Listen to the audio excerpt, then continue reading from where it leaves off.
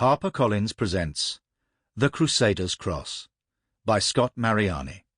Read by Colin Mace. Prologue. Normandy, Christmas Eve.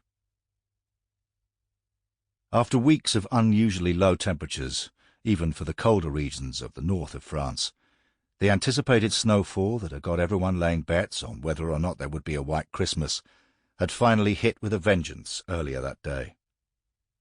Hour after hour it had been coming down thick and steady, blanketing the rural landscape, in some places already drifting knee-deep and more.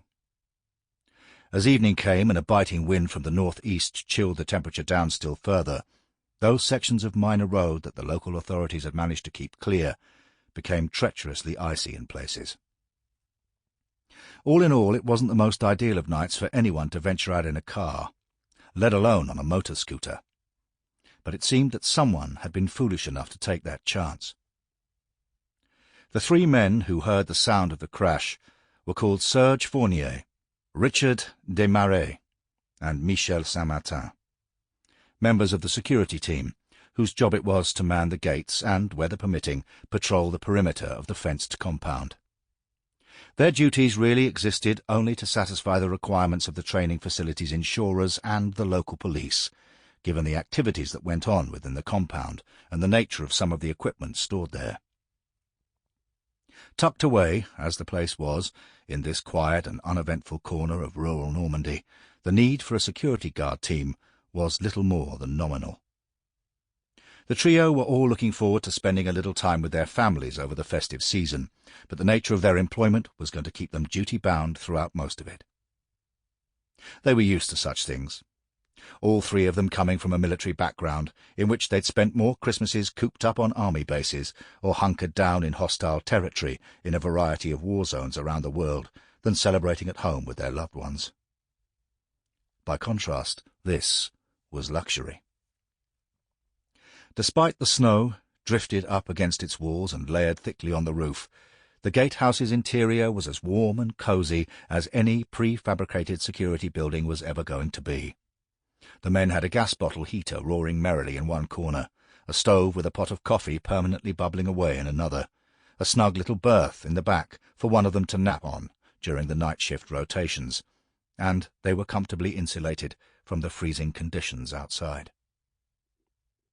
The crash happened at almost exactly 10:30 p.m., when all three men were awake and drinking coffee.